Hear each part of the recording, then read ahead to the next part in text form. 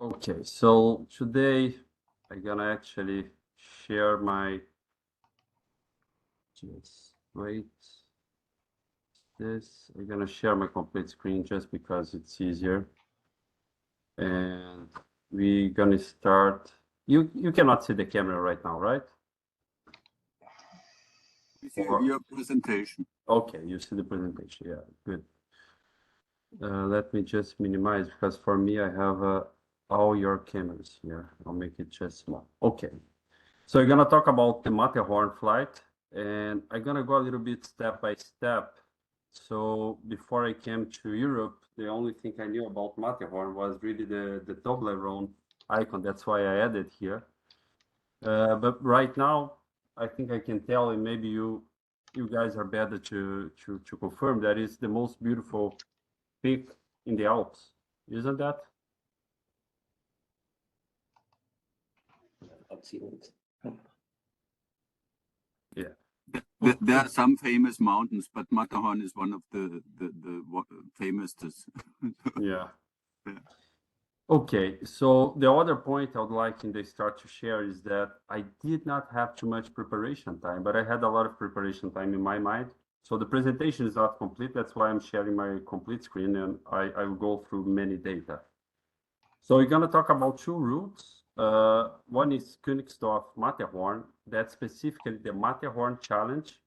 That is a challenge that was posted by Benjamin Bachmeier. And you can declare the task before you take off, right? In UEglide, I'm going to show you how to do it. And then you complete the task, and we're going to go through the details of the task. You can also download it, add to XC-SOAR or CU. And the other route is from St. Alban to Matterhorn. That's the route I flew with Richie. This route I flew with Sebastian Ome. And we're going to talk about both. So the agenda today is I'm going to talk a little bit about learning to fly in the mountains and like give the background. How did I do the Matterhorn last year, right? So it doesn't come out of the blue. So I'd like to go step by step, and we're going to go through this. Then I talk about the goal setting, and everything that I'm going to present is quite personal. Let's say this is my story, and anybody has a different story.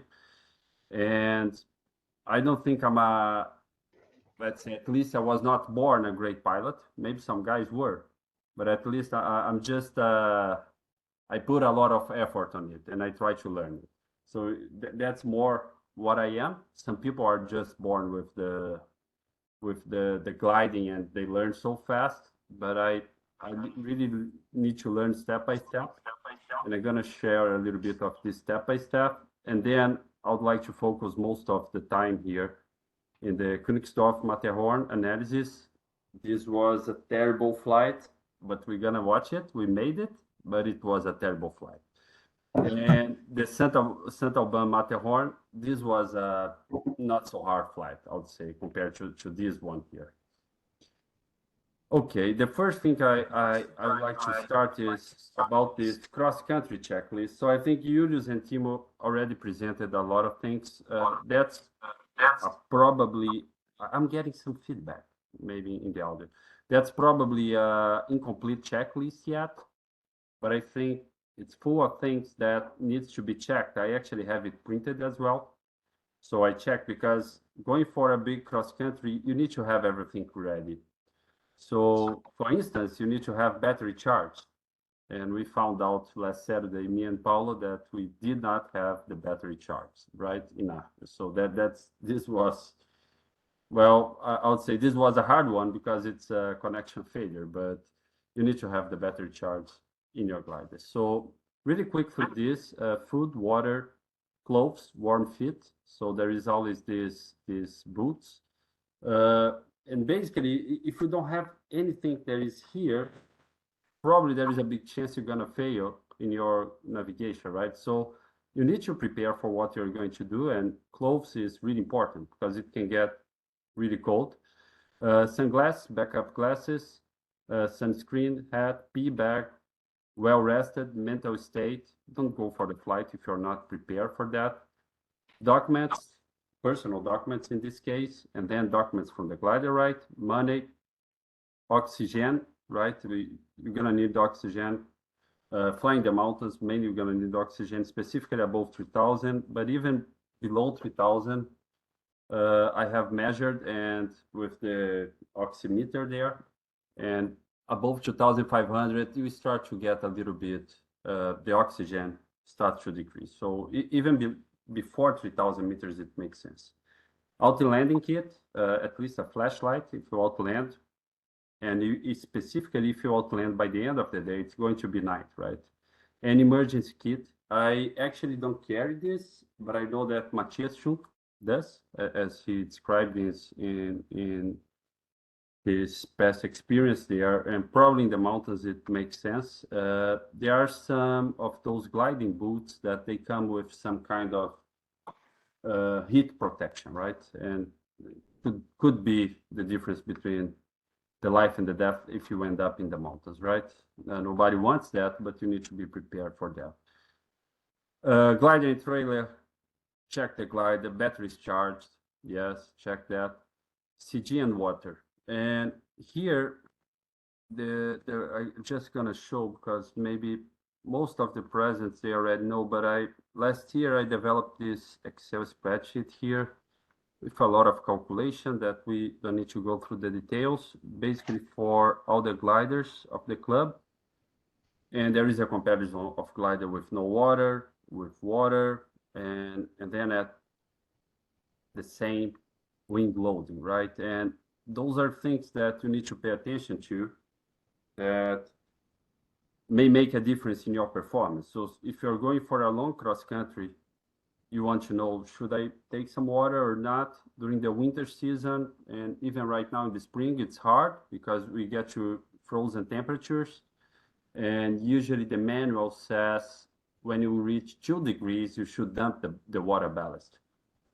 So basically, unless you are using some kind of non-freezing liquid, I don't know if the other clubs they do it. I'm not sure. I don't think we do it in our club. Probably we can only use water ballast when we get, let's say, close to the summer, right? Otherwise, we're gonna get to 2 degrees during flight easy. So coming back to that, documents, target landings done, trailer checked and prepared. This is really important because you need to get this, your mind state needs to be good. So if you have nobody to pick you up, if you outland, then your mind state will not be good. So you need to have everything here prepared, and even for practical reasons. Is there a question? What does CG mean? Oh, CG, center of gravity. Okay. So yeah, you need to check the center of gravity, right? And for some gliders, you can add water ballast in the tail. So that's the case of Discus when you add water ballast, also DG 1000, and also Arcus, you can add water ballast even without adding water ballast in the wing. And there is a good spot for the center of gravity, not too much forward, usually more to the backward position, but also within the limits. Too much backward, it's also not the best. Not only because of control, but because it's a trade-off between when you get more hereward CG, it climbs better in the thermal, but when it's cruising in the cruise configuration, it actually has more drag. So there is an optimal CG. Sometimes some gliders like the ISV 27 it has in the manual the good CG that you need to fly.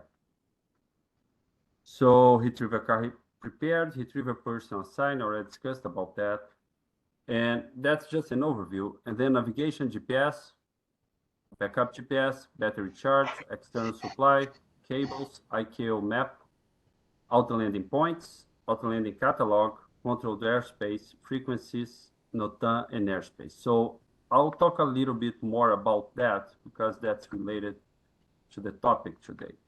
So one of the things we have here is, for instance, the auto landing catalog. There is this 2024 version.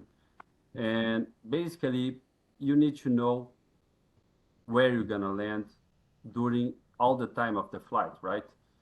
So every time you're flying, you need to have an auto landing possibility, at least one.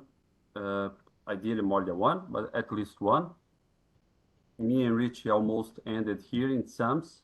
In the last flight, we were quite close. We could make meals, but we got low here. And every time you're flying, you need to know the auto landings. So this auto landing catalog does not have all the auto landings from Streckenflug. And you know, if you come to Streckenflug, that's basically a copy and paste from here. You can come to Karte here, and there will be a lot of auto landing fields here, right? And that's basically a copy and paste from that. It's a compilation. Here you can also choose to not have C. The first time I was doing the catalog, I was only including A, but at some point, you actually having the B option is also good. Otherwise, it gets too limiting for the flight planning.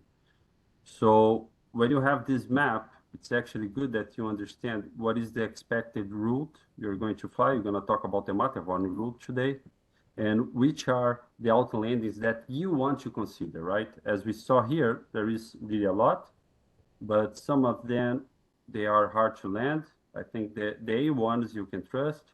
The B one, sometimes they are also good, but the most usual problem in the B ones are the power lines. So specifically here, if we zoom into Sams, yeah, power line. So that's quite usual, and then it becomes a B. There's a power line close. Well, there's a power line crossing here and here. So this makes this field already a little bit harder, for instance. So that's something important to consider. And I always limited my flight. I'm going to show how was the evolution along the years and the Matterhorn last year. And I always flew considering the auto landings. And if at some point it happened in 2022 that I got here and the auto land catalog, the weather was actually quite good to the east direction. But I didn't have the auto landing catalog, so I just stopped and I returned. So if I don't know the fields, you should not fly. So you need to know the area you're flying. So that's the first thing. You need to study the route, study the auto landings and the runways in the way. And the other point here is studying the airspace, right? So you need to know the airspace. It's not so straightforward here, the airspace. So you need to take your time, study the airspace. Innsbruck is the closest one, but you also need, specifically for Matterhorn, you're going to need to know the Switzerland ones. So for Switzerland, there is this page here that you can access in the morning. And basically, once you click here, there will be a file for the day and the other day. So today and tomorrow, basically always stating which are the active areas. So once you know the map, you can locate and see which areas are active. Okay, and when you're flying in Switzerland specifically, there is a bar here. Let's see, doesn't go specifically, it's good to contact. So that's something I carry on board, talking about airspace. That's the Austria airspace, a little bit of Switzerland and Italy. It's a summary. And there is also more details here about Innsbruck. I have this printed and I take on board. And there are some frequencies here. And specifically in Switzerland, you should contact Alpsradar and ask if the military area is active or not. So if the military area is active, it's flight level 130. If it's not active, you can go to 150. So that's one of the options to Switzerland. The other thing I have to show about airspace, there is this very nice web page. It's also free, but you need to log in and you can choose the country and then you're able to see the NOTAMs, right? And that's something you should check before the flight to be sure there is nothing there. So you can click here and read about it. What is the problem? You can also make the route here.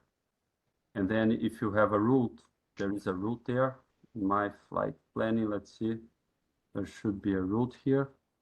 And it takes this route that I cannot see here actually, but you are able to make a route there. Oh, show route. Yeah, this was just this route here. Okay, I think here to Innsbruck and return. And then once you have this route, you can actually check the route notams. Okay, so you can see this week or tomorrow, today, or any day here, you can actually see a big list of notams. For Switzerland, this other website. So those are relevant information for flight preparation, right? Frequencies, I have this compilation that I showed here, at least the most close ones. They should be up to date. And those are, let's say, those two are the main ones. And then we have Innsbruck radar, right? And then there is Alps radar, but there is also Salzburg, and there is also Wien radar. So those are the main ones, and those are the other ones. They are basically Zamedan is also relevant, as we're gonna see in the flight to Matterhorn. We got pretty low, close to Zamedan. So it's something that it's easier if you have a table, but it should also be in the XC file, right? We already talked about that. Auto-landing catalog, as I showed, something to be studied. Have the GPS points. Ideally, have the catalog with you, at least the PDF version. If you only have one digital version, I think you need to have at least one backup device if you have it not printed. I always take two mobiles. Everything is loaded, GPS, the auto-landing catalog. I only take it digital version, but I never had a failure up to now, not even in one, and I have a backup. I think that's reasonable. And then weather, things about the weather. I use SkySight. I was using the other one, but it's not available anymore. I think you are also using SkySight right now, Fritz, right?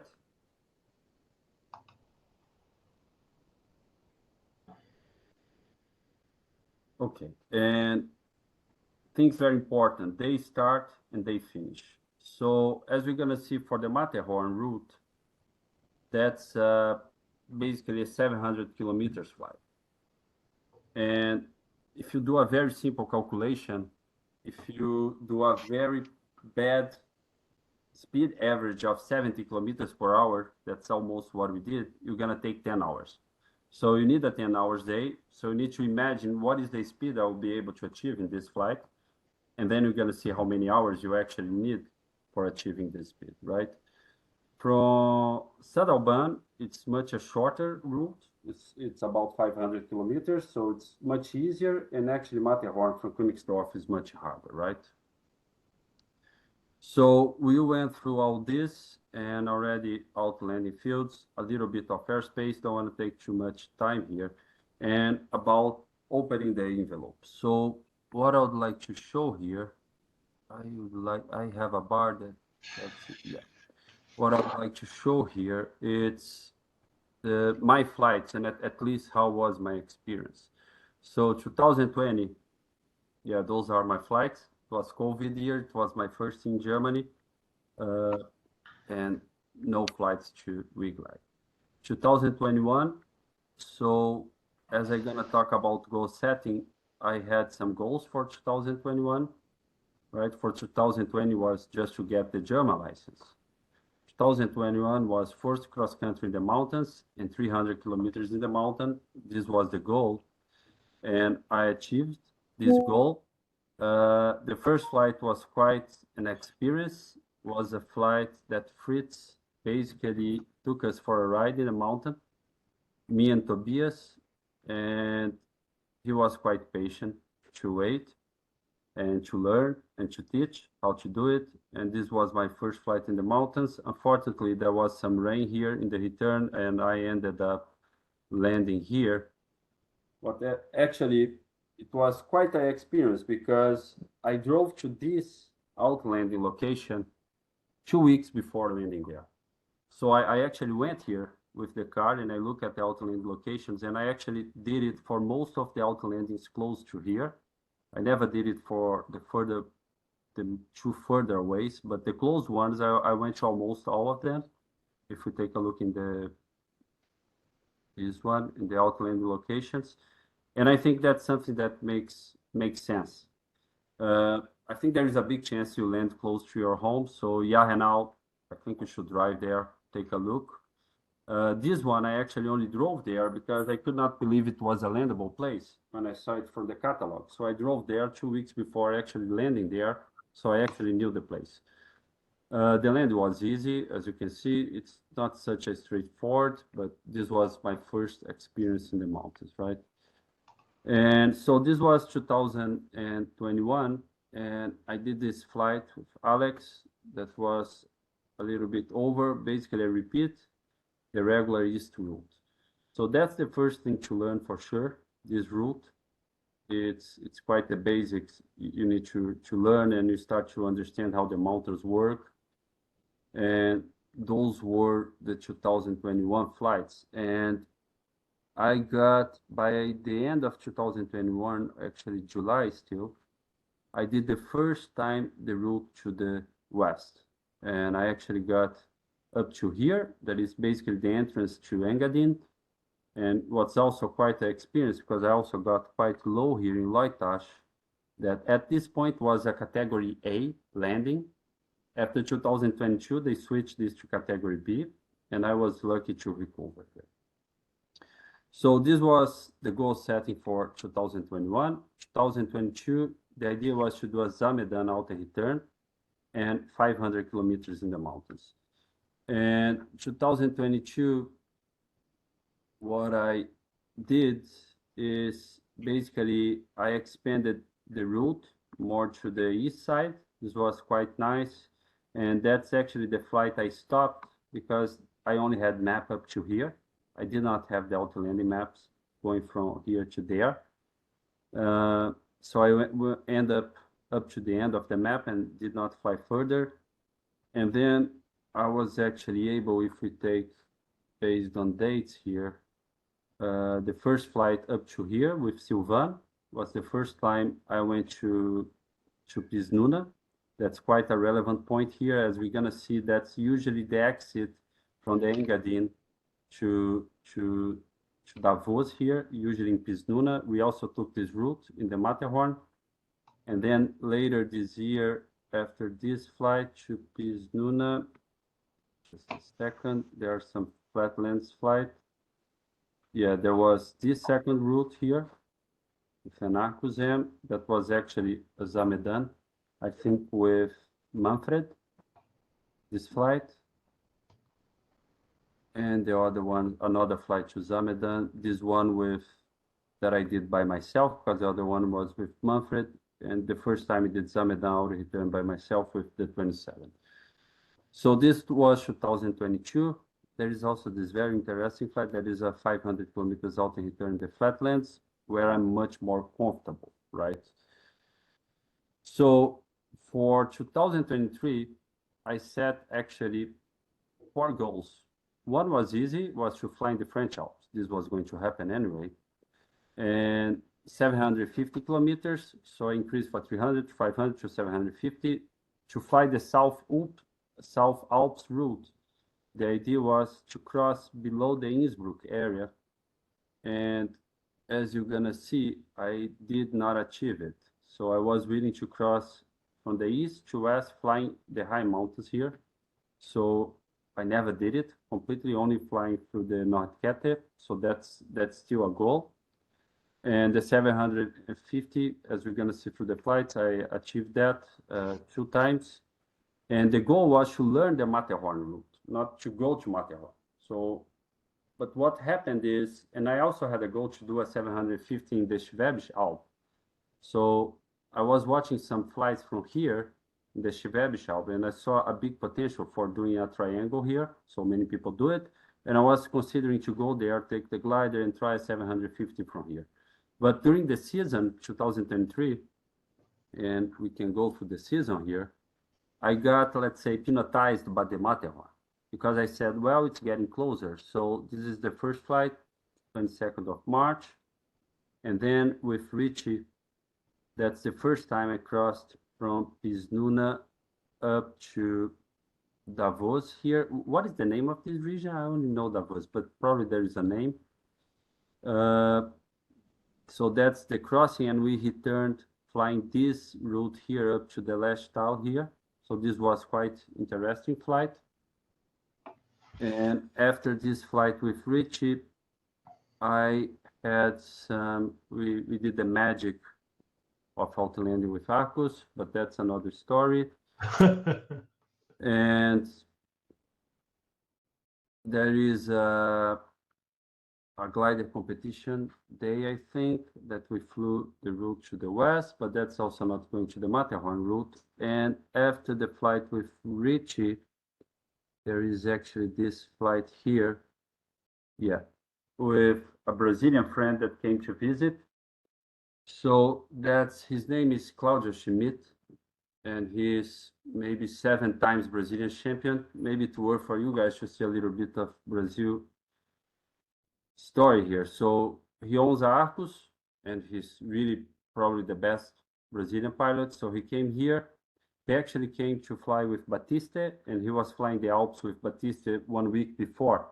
Batista, the guy who crossed to the islands there in the sea. And he came, and actually this flight, I learned a lot because he's such a great pilot, right?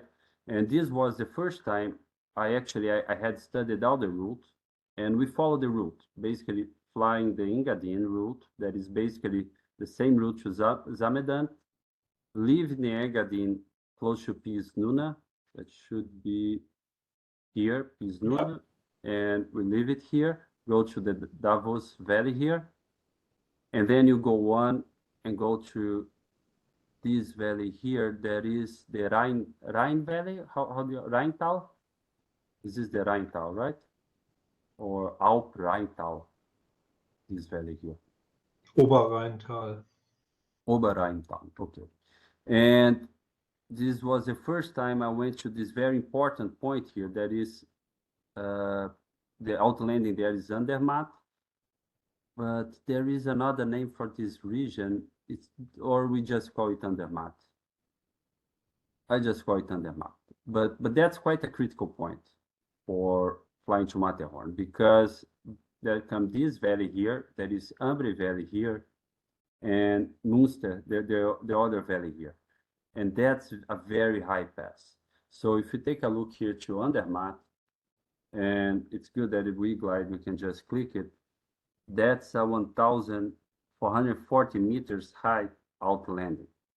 So that's probably the critical point of flying to Matterhorn. We went up to here, and usually here, there is a strange weather situation.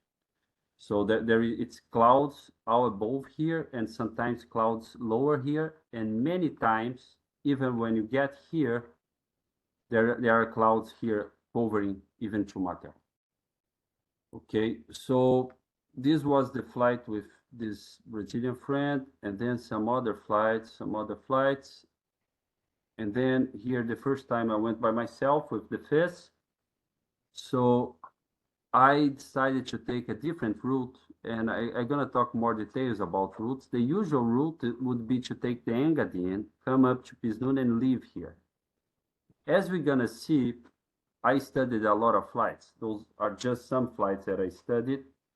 And one thing to learn is I'm also adding here, it's exactly that, routes, copy and paste philosophy. So I think first you watch out the good guys and you see what they're doing. And this day, the weather was looking good. I decided to take this route, and it's a different route. That's a little bit a tricky pass because the mountains here are quite high, as you can see, 3,100, but it was working out. I crossed to Davos, not following the usual route, and then I came to this valley here, and here there are 2 options. You can fly the south or the east or the west side.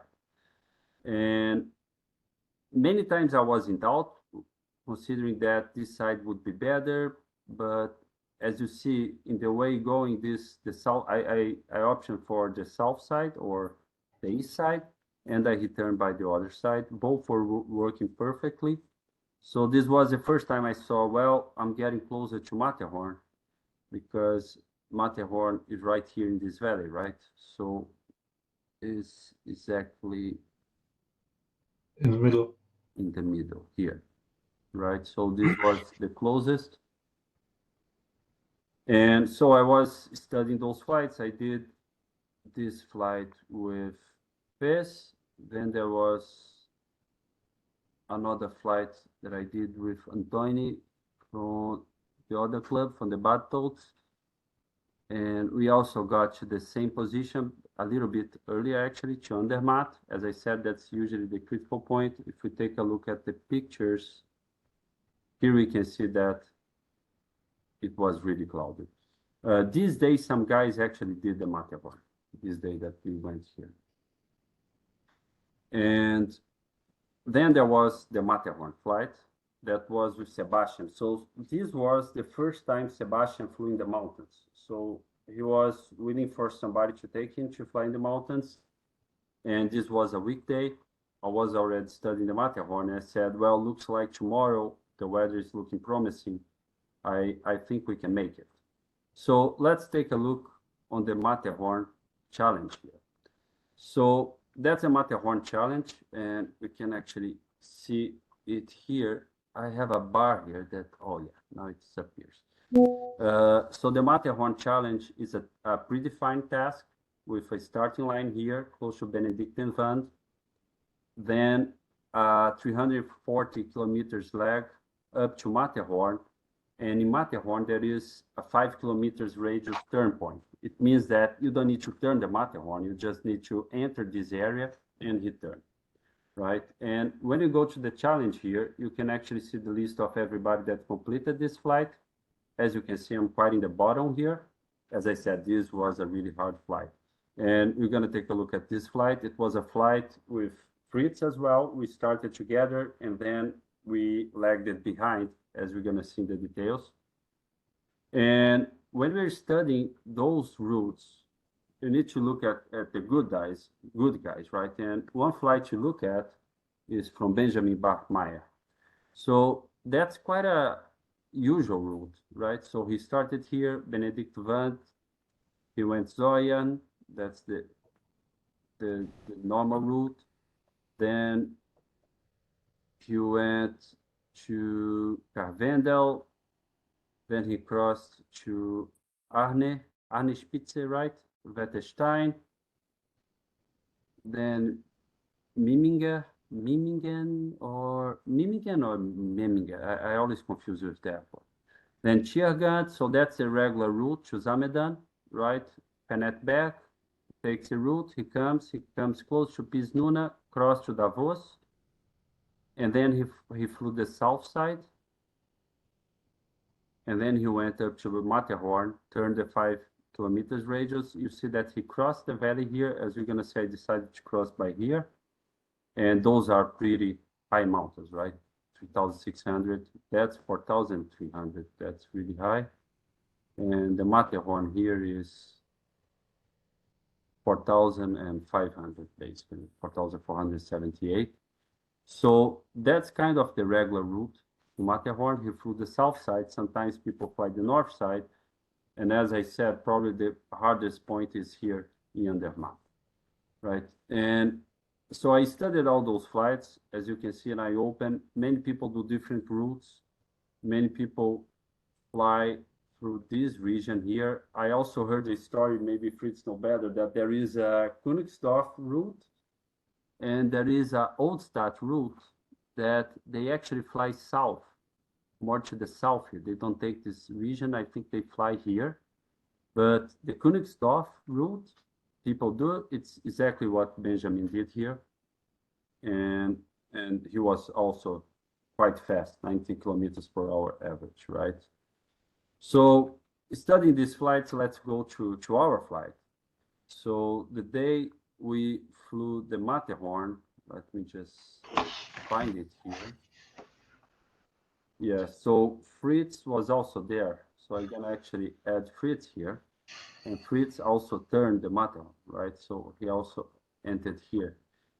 And we started flying together. Fritz was basically flying better than us. As you can see, the regular route here, he actually had to wait us a little bit. And we actually had discussions, and it's always to get feedback from people, right? Discussions about circling, radios, and things like that. But things were going well up to here. We were coming, we went to Engadine, regular Engadine route, the same to Zamedan. And then we got to this point here. And here what happened is, because of lack of my knowledge, here Fritz decided to cross. And because I was not confident on the options in the other side of the valley, so there is actually a landing field here that I want to show. There is this one, and there is also this Davos one, but I was not sure what to expect by the other side of the mountain. So I decided not to cross. And that's exactly, I'm gonna just remove Fritz here from the comparison. That's exactly the time that things went wrong for us. So basically, we're trying to cross here, and we gave up. And when we gave up here, at this point, we got into a downdraft, and we tried to recover here. Things were not going well. We ended up in the valley here, very close to Zamedan, and basically at 2,300 meters. That is not so high for this area, but Zamedan was right there, right? So we were safe, everything fine. And then we start struggling here in the mountains, and this basically took us probably, I don't know, about until we recovered. And then we crossed by here. It took us at least 40 minutes, 11 o'clock from the time things went wrong. Yeah, maybe 30 minutes to 40 minutes. And at this point, Fritz was moving on. We were struggling here, and Fritz was moving on. And as you see, Fritz was already ahead when we recovered, and we crossed by this area here. There is also a quite reasonable crossing this area. It also works, also for returning. Okay, you can also return from here. You can also return from Kisnuna. And we actually were able to fly the southeast route, same as Fritz. I think maybe 5 people did the Matterhorn that day. And we flew the south route. And from here, everything was, let's say, under control up to the point we got here. So here, those mountains are quite high. So you are usually flying lower than the mountains, right? And the sunny face is here, no big thing. You fly this side here as everybody, and it actually works. But we also had some work here. Let me just move it so I can show my own flight.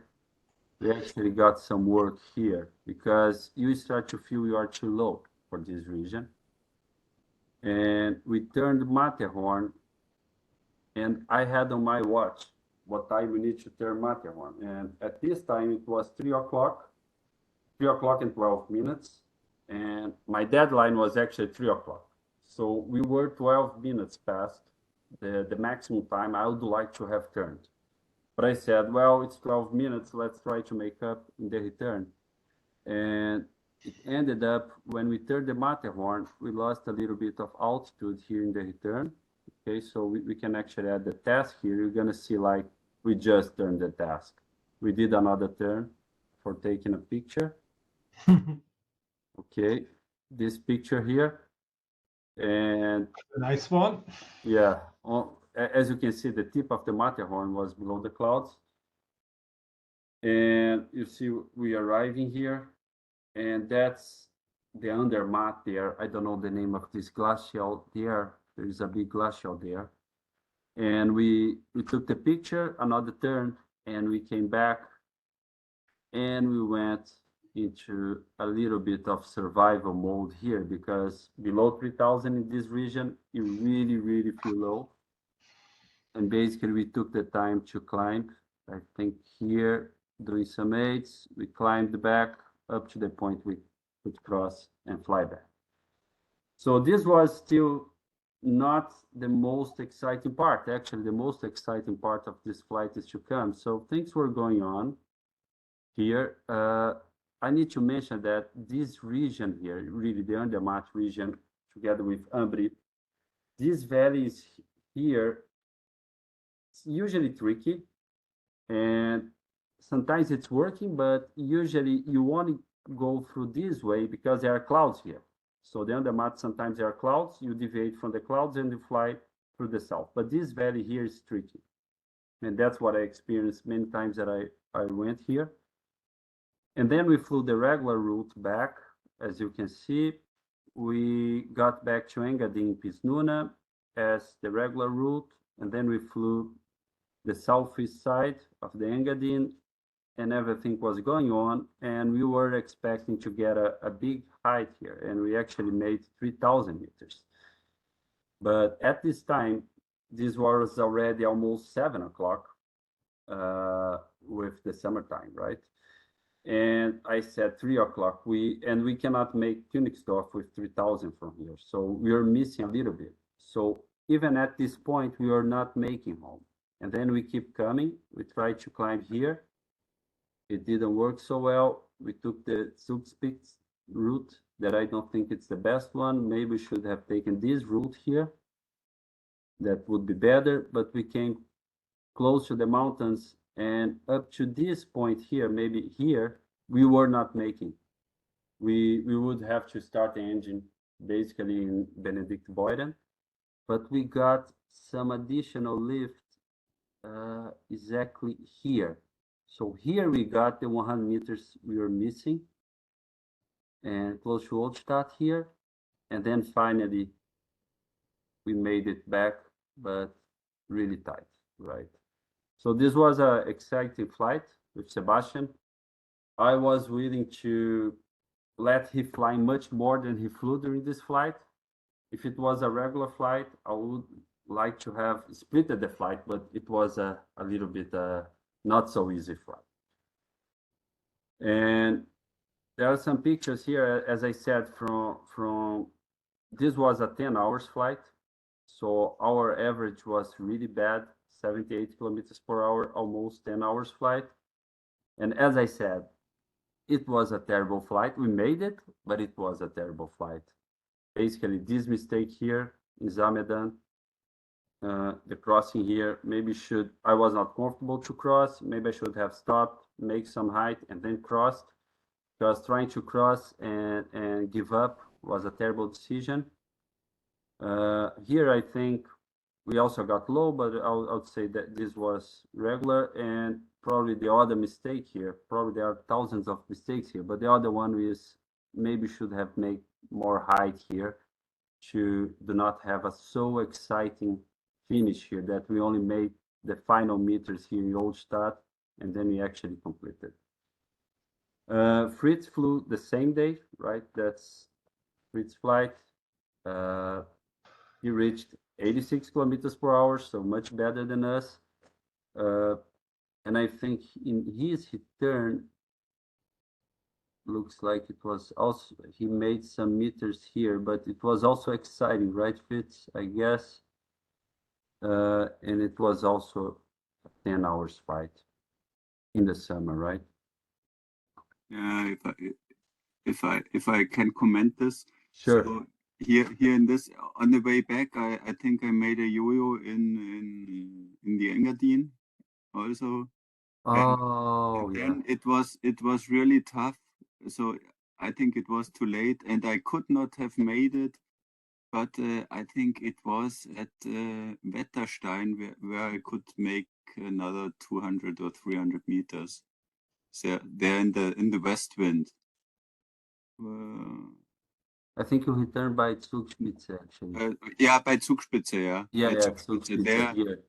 yeah, there's but before it's Miminger, or in Miminger I made. Yeah, Miminger. Oh, I here. made the altitude, and otherwise it would not have worked. And there you always have to watch the wind direction. And once you have west wind, it's a good choice to get the final altitude there.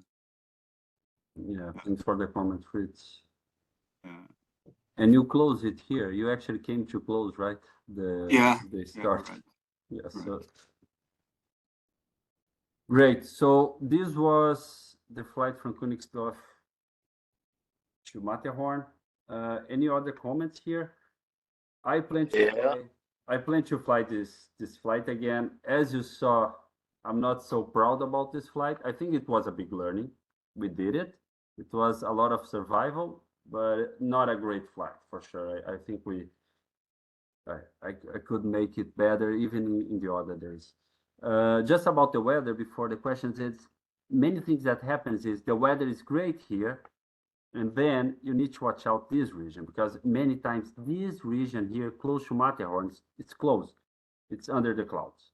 And then you cannot make the Matterhorn. So what makes Matterhorn also challenging is to find the right day that this region here is not below the clouds. Yeah, go ahead, Judas. I was just wondering how high was the cloud base at Acherkogel in the evening, or did it just not work properly up to a No, high the altitude? cloud base was high. It just did not work. So no chance to gain any more altitude there. As I think this was part of the mistake was that we should have tried more there. At which time were you there? Oh, it was quite late. Where is my flight here? I think I switched to Fritz one. Just a second. Yeah, probably it's coming back. So there it was at. So if you take the 2 hours because it was summertime, it was already 1846, right? Almost 7 o'clock. It's the summertime. Yeah, as you see, it was working, and I think we could have made a little bit better.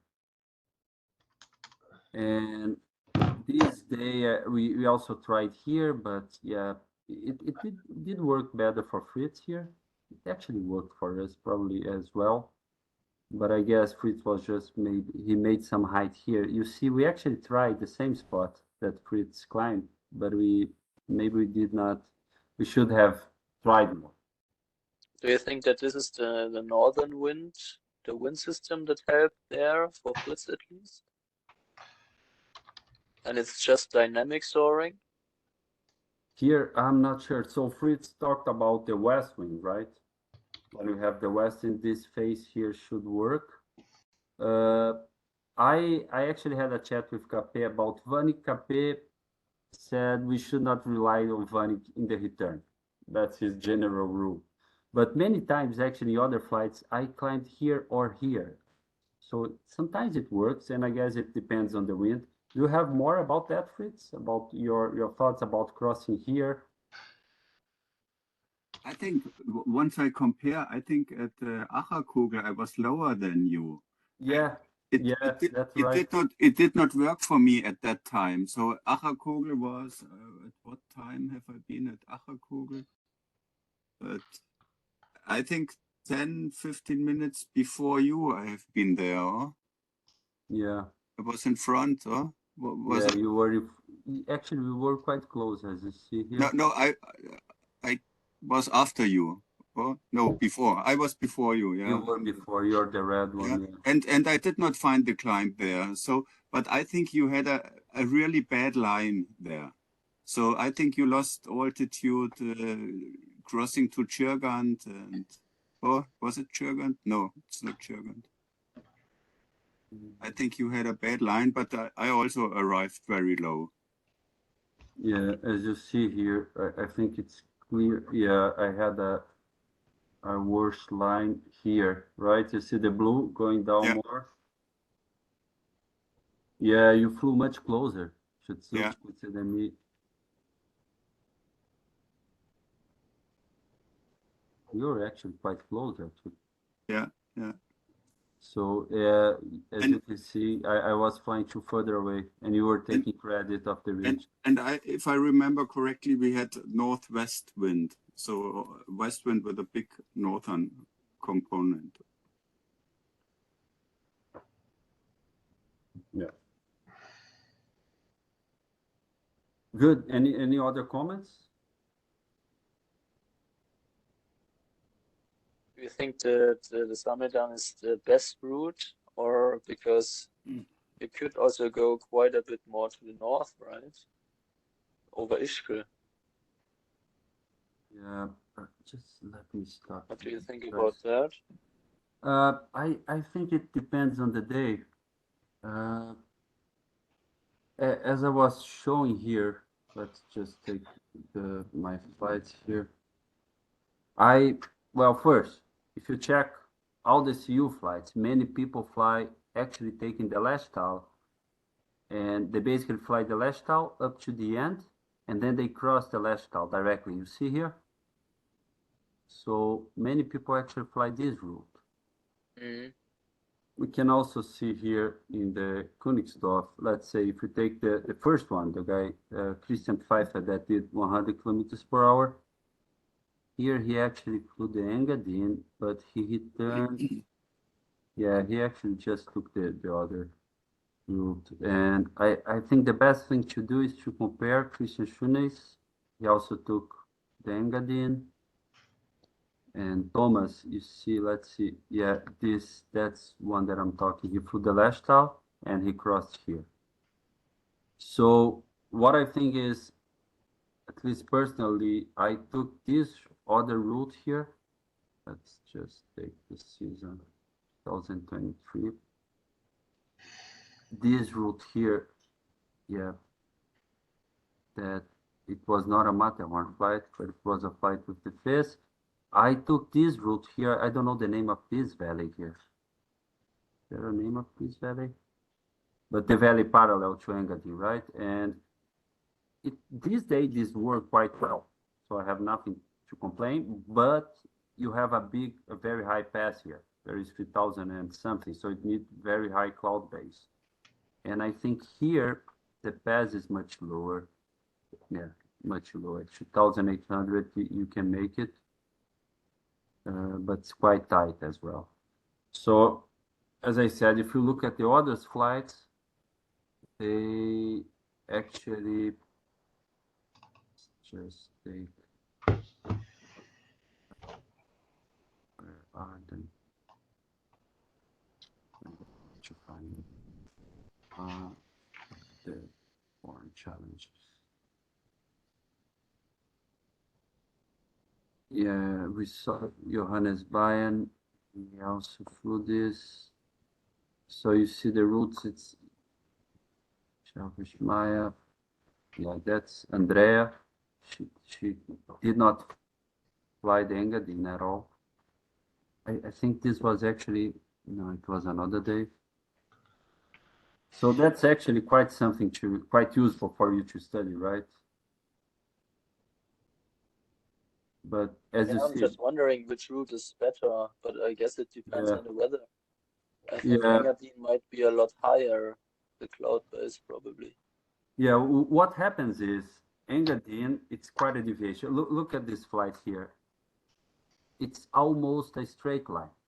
You see, if you take the Lashtal. You take the Lashtal, you cross in the end, it's almost a straight line. I never flew this route. And we can see it's actually not the most flown route. So people actually usually take more the Engadine, I think. That's maybe a conclusion. Yeah. Generally, well, that's a little bit in the middle. Yeah, I think you can see Benjamin Bashmaya, he actually put different routes here, but Benjamin for sure prefers the Engadine because we saw him doing this more than once here. Yep. Good. I don't know. Any comments, Fritz, about Judasdalt, if you have a preferable route there? I guess the clouds are way higher because the terrain is a lot higher in the Engadine, right? Yeah. So I think the most popular routes in direction of Matterhorn are a little bit north of the Engadine. So leave Engadine before Samedan to the west. But I could not tell you exactly. But what I can tell you is not on the way back. not to start too early direction of Samidan, because there you will end up in dead air. So west of Samidan, I was searching for a flight and I ended up with the engine close in front of Samidan. So where you have the Basically this route on the way back, kind of, right? this is okay, this route, but the lake southwest of Samidan. Once you enter this valley, so yeah, this valley. So This one. that's never go to that valley on the way back. Yeah. I went there. There were wonderful clouds. It really looked great, but it did not work at all.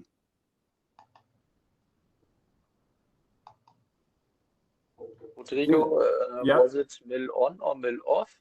Is it even possible to turn at Matterhorn with mill off, mill on? I think the day I flew military was on. Almost So it's sure. possible to turn in 3,800. Yeah, because you do not turn the Matterhorn exactly, right? You turn 5 kilometers. And as you see in our flight, we did not actually turn the Matterhorn. We turned the 5 kilometers from the Matterhorn, right? The task Yeah. here. And when we turned, I think, let's see, I think our highest point was here. That's probably close to the 13 feet. I think military area was on. We actually had to keep it, yeah. Okay. If we make just as, 3,400.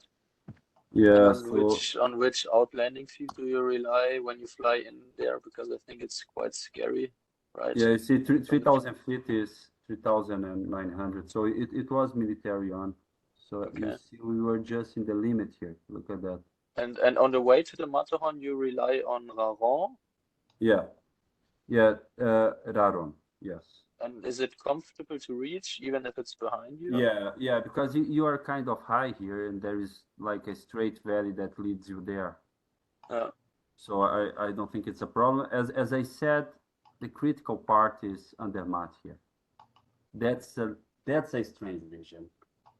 And also in the way he turning, you even get a little bit confused here because everything is so high. And we struggle to find, like, at least visually, you struggle to find that you need to get this valley here. When you get here, it's confusing because you see this valley that is quite open, going to kind of the northeast, and you kind of want to come this way, but that's the wrong way. You actually need to cross this pass here. There is a Furka pass, right? I'm not sure if it's here or here, the Furka pass. Überall. Yeah. So it's a strange region here. That's for sure the most strange part. And after you have a lot of outlandings in this valley. It's quite straightforward, no big deal. Here not so many, but you kind of have two. And if you take this valley, there is Mathon, that is good. So I always count on that. Here this cluster, it's also A. The Davos one, I don't think it's A. And here you have many options. Here it's full of options, basically. And then you end up with Andermatt, that is quite high. It's category A, but yeah, this region is strange. So basically you need to cross here and then you have Munster and so on. Or you go to this side and there is Ambri here, right? If I'm not mistaken, Ambri is a military airport. No, it's civil one. So no, that's fine. It's civil one. The one that is military is from, I think this Aosta here. It's a strange one. They have kind of special operation. Good. I think I'm gonna switch to the other route. It's much shorter and actually straightforward. So I'm gonna go again here to start what is actually interesting about reach the Matterhorn. Saison 2003 KT. So this was the flight to Matterhorn. For sure, we could talk for hours about this route. It's very interesting. I would like to try again this year, try to be faster. And that's the flight from South France, right? So we were flying from Saint-Auban.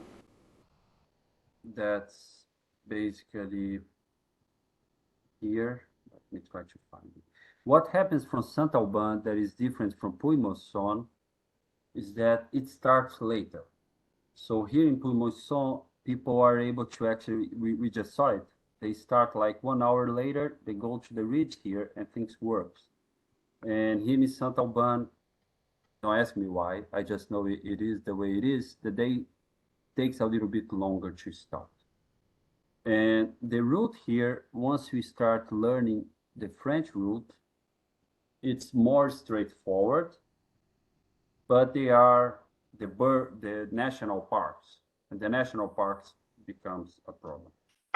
So talking about France, so I started studying the route to the Matterhorn, and the route, if I go here, I actually made the route before, and both routes from Königsdorf to Matterhorn and from Saint-Auban to Matterhorn, I flew in Condor. Okay, so I actually flew all the routes, the complete route in Condor, not thermaling, but using just the Q button just to know the region, because you get the impression. And I think specifically for this valley here and Andermatt, it probably makes sense that you should fly this route. And I think it helps a lot. And I also did this flight. It's a much shorter flight, but the mountains here in the south, they are much higher. And the other thing is the outlandings here in France, they are not so friendly. So there is the French catalog. Those outlandings, they are also in the catalog here, all those outlanding fields. Some of them, they are present in Streckenflug. Some of them not. For instance, this, whenever you have an outland with F, that's only in the French catalog, right? And if we take a look in this map, here coming out from Saint-Auban, you're gonna see that, unfortunately, I did not mark here, but Saint-Auban is around here. You're gonna see that category A, category C, this is category A, and then you go up, category B.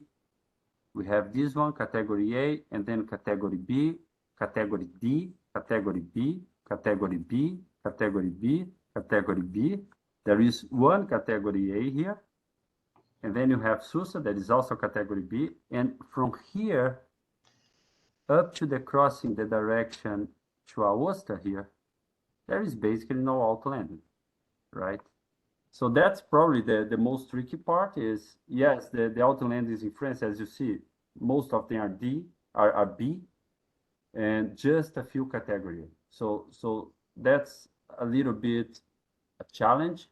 By the other hand, you're flying much higher, usually there. Right. Yeah. So that this kinds of makes up that, yes, you have not so many options. That's why in the France catalog, I had to include all. I said, we're gonna need to include all because there are not so many options.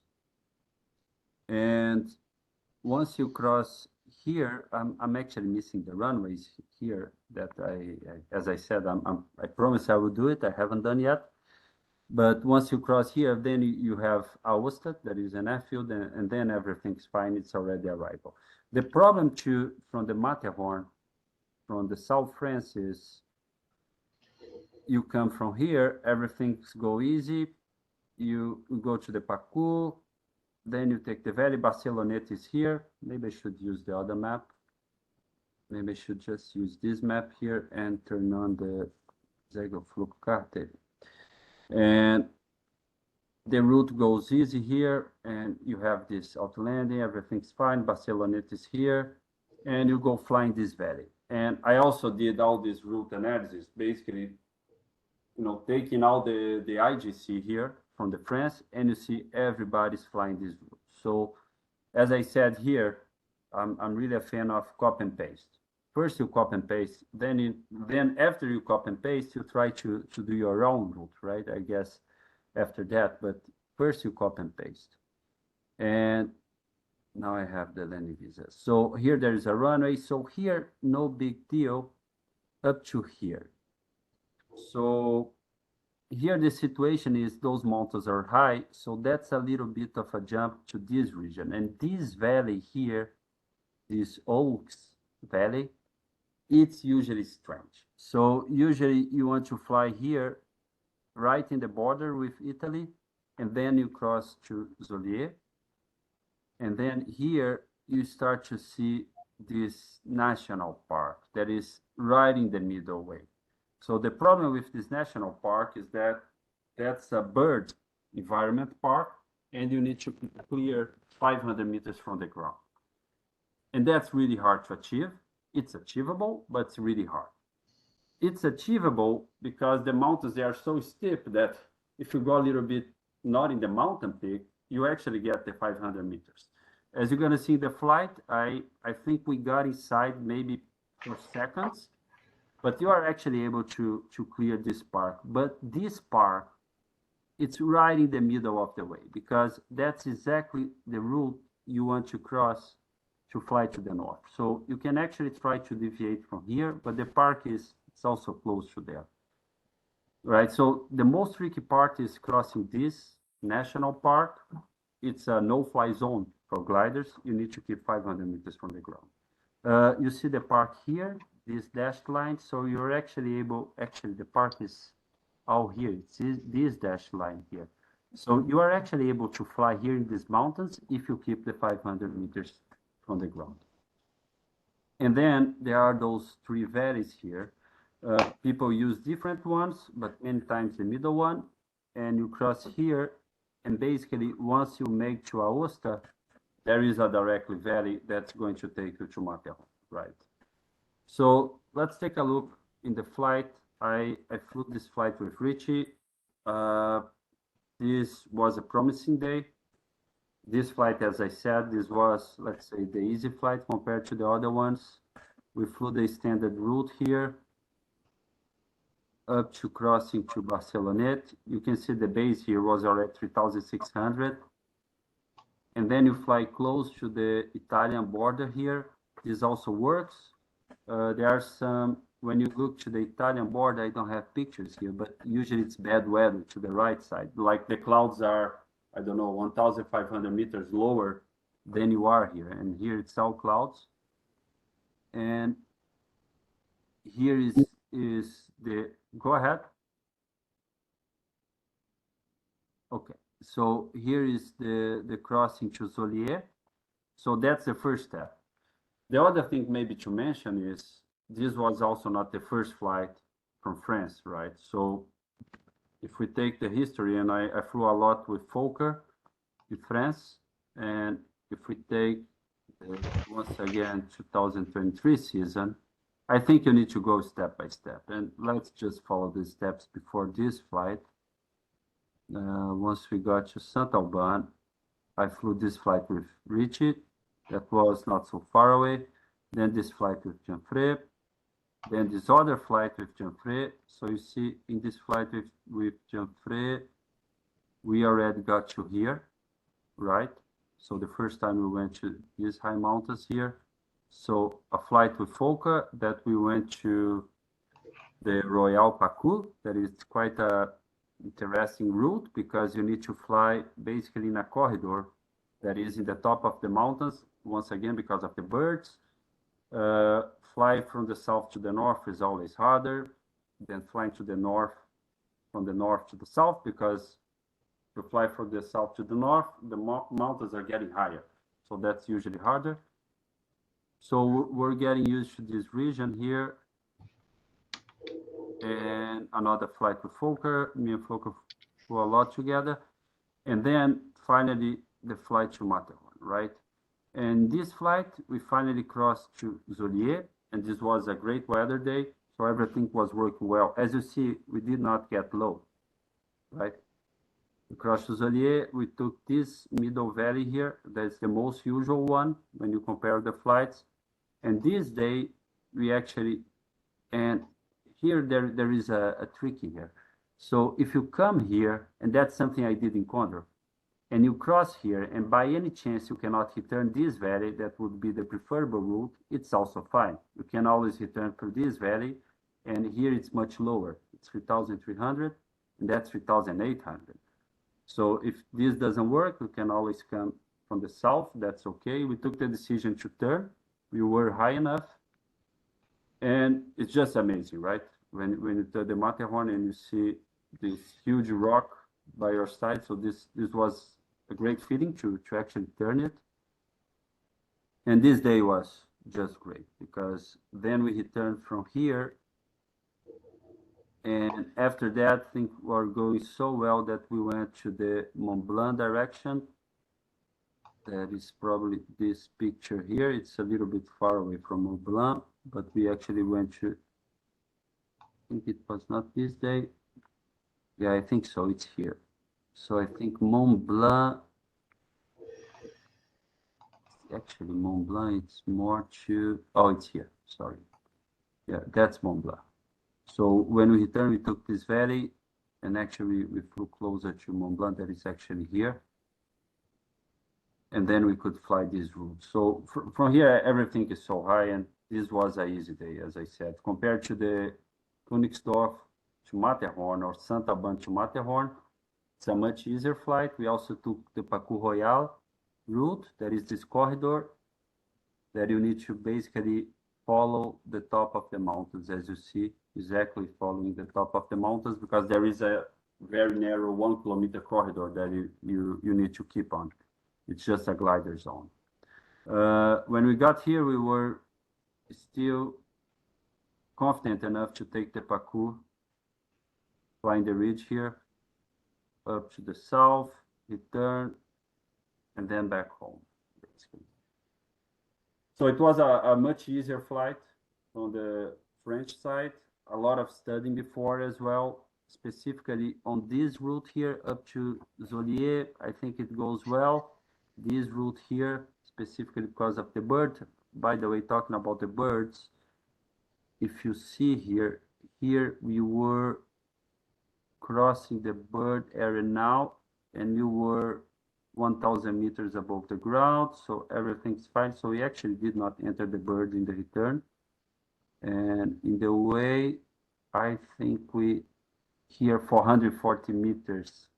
Yeah, we got inside the bird for some seconds probably, but it was just, maybe we can even count.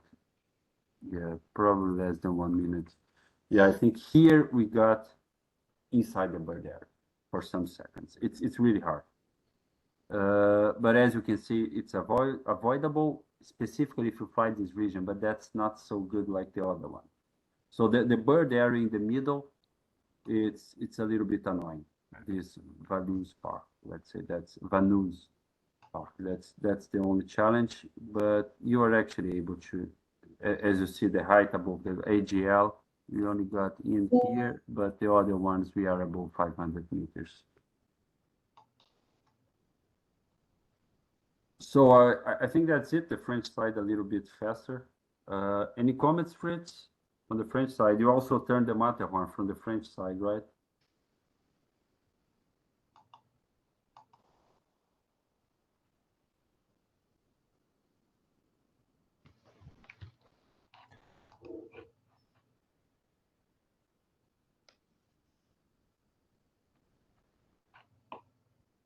Something wrong? I don't know. No. It's all working.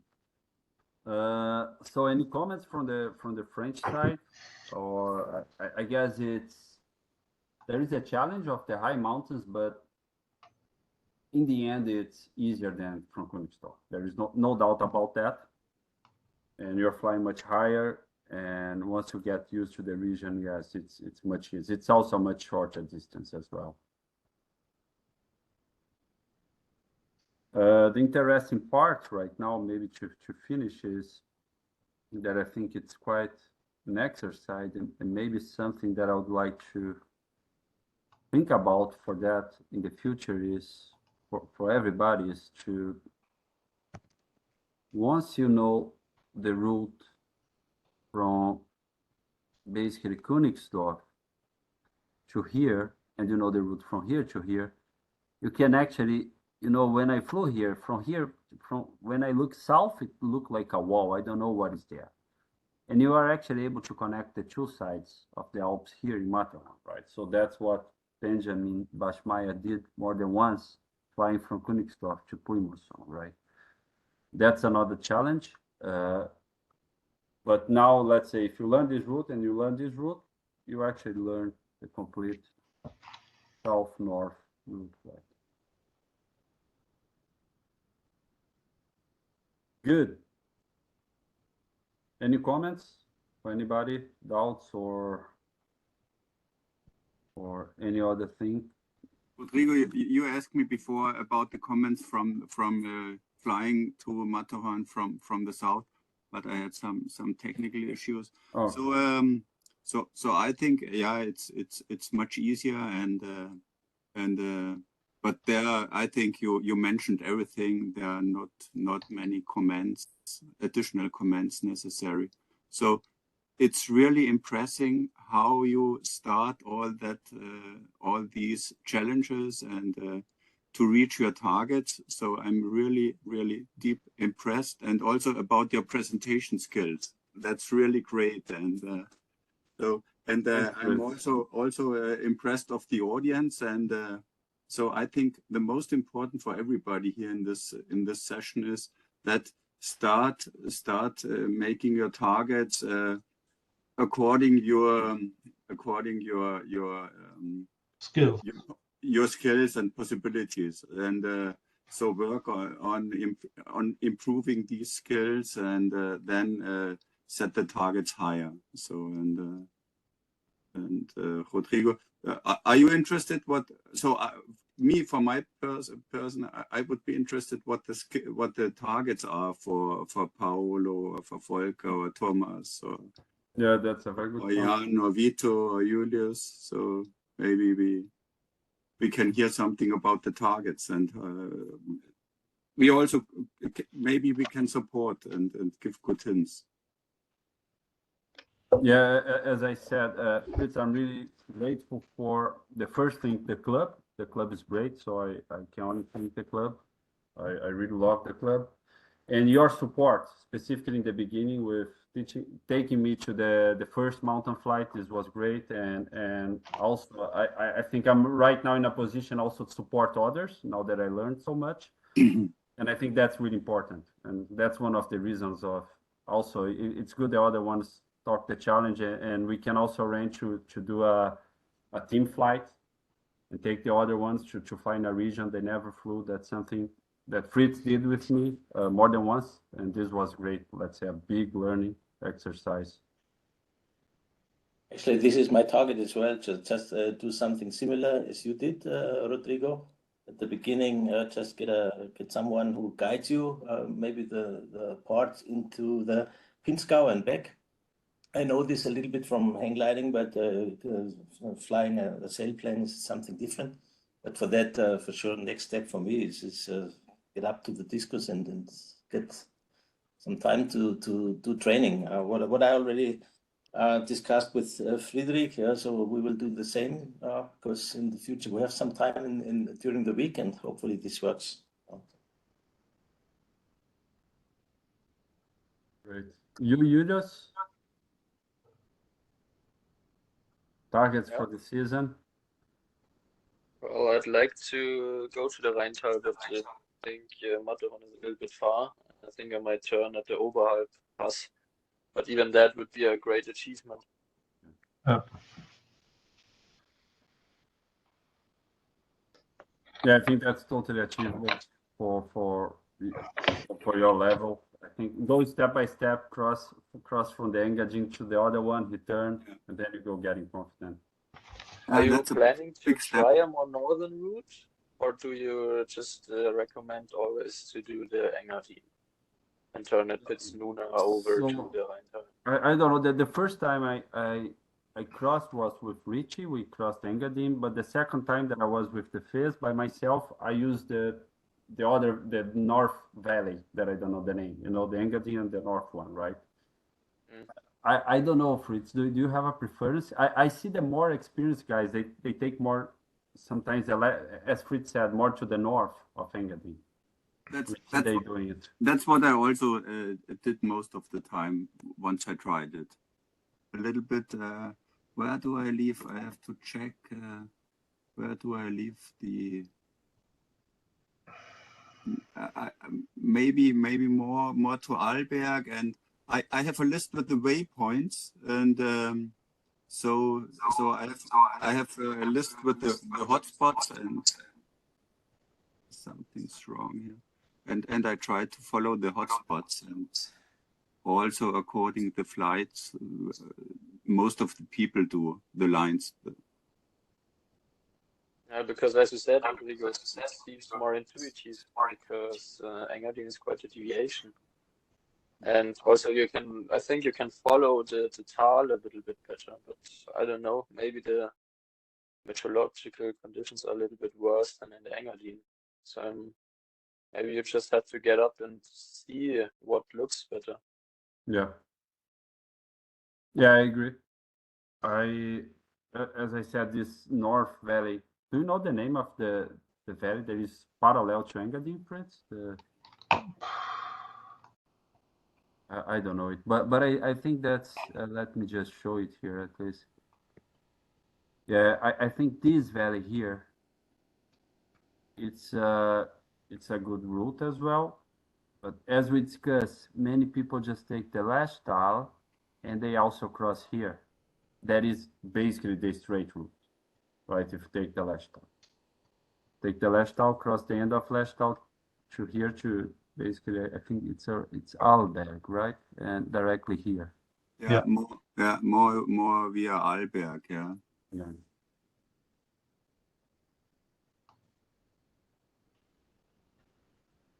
Yeah, just go to the Matterhorn challenge, use and take a look. But yeah, that's, let's say, that's a quite straight route that we already checked. So he flew the last tile, even in the morning. Look at that. He took the small mountains here, and then he got to last tile. He flew a basic directed route here to Badragas, right?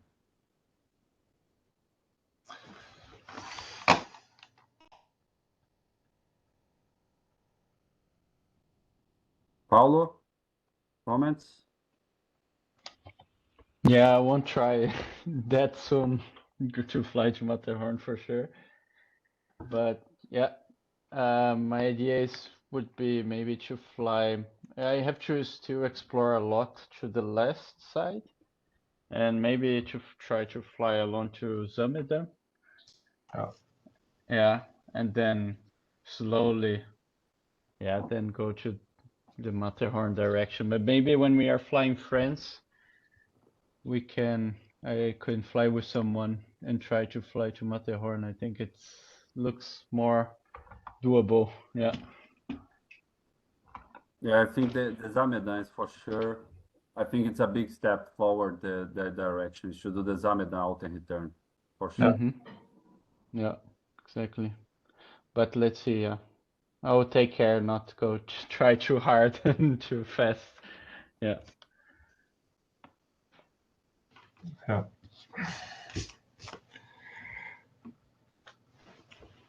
Oh, Thomas, you're on mute. Sorry. I think there was a background noise and yeah, sorry. Yeah.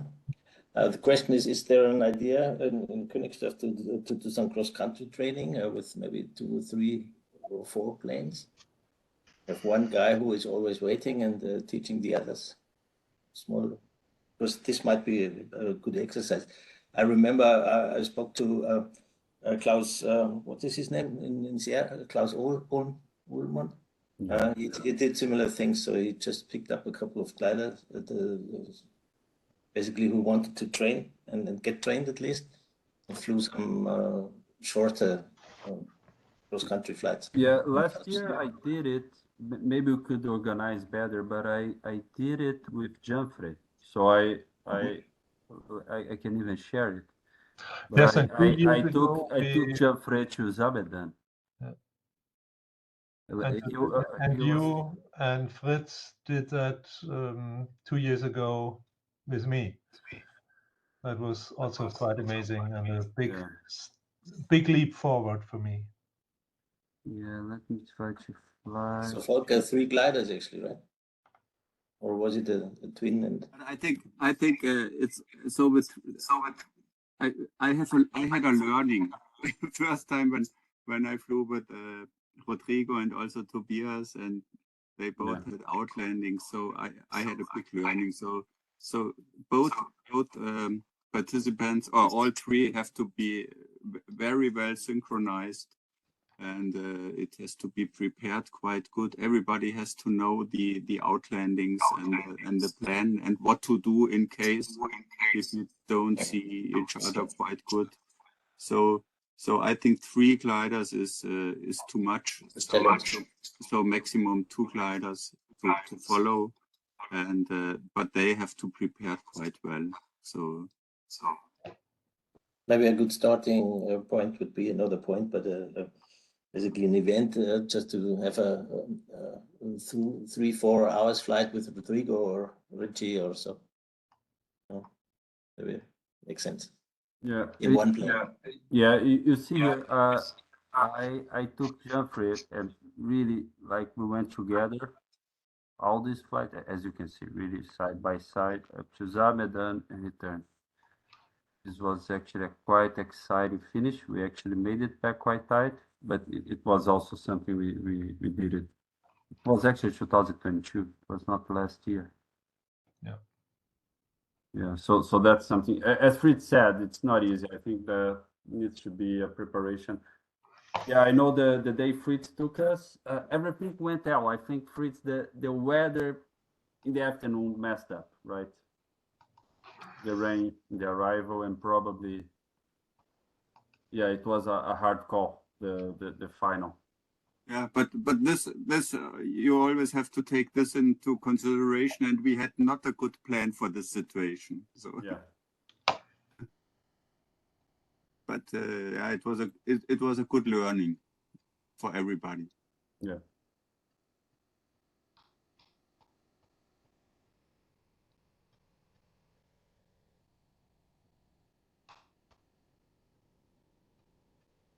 Good. Jan, do you have any plans? Oh, yeah. I think my first plan would be to just get used to fly in the Alps at all. So I'm just at the beginning.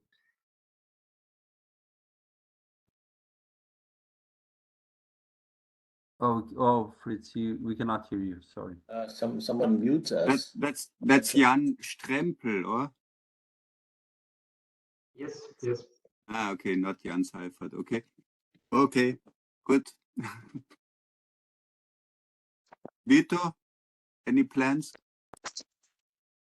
The same on the beginning, my flyway, so I'm gonna just fly around Königsdorf and get more experience from colleague.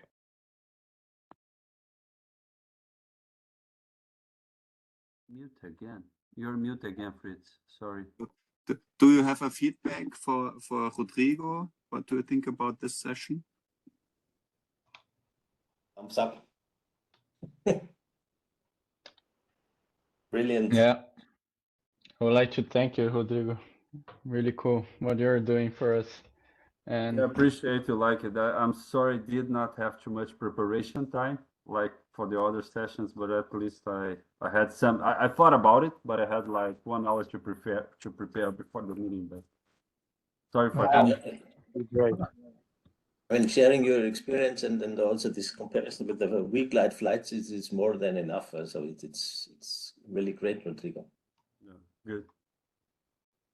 See all the pitfalls, the possible ones. And so also from my side, thank you very much, Rodrigo. Also to Julius, I joined one session with Julius and Timo. It was also great prepared, so really good, and yeah, so we are on a good way, I think. So thank you very much. Yeah, those meetings help a lot. Thank you. Rodrigo. Should be definitely a must for the others as well, just to join and participate. It's a real good opportunity to have these sessions. At least for me. Yes, of course.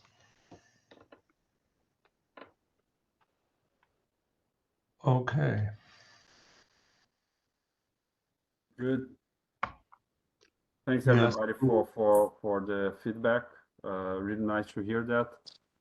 And I'm gonna share the video as well, so people can also see offline who could not join. And Julius, thanks for your compilation of this Streckenflug PDF. And Volker, you compiled it basically. No problem. What's the next one? That was easy. A lot of work just to compile all these slides and all this.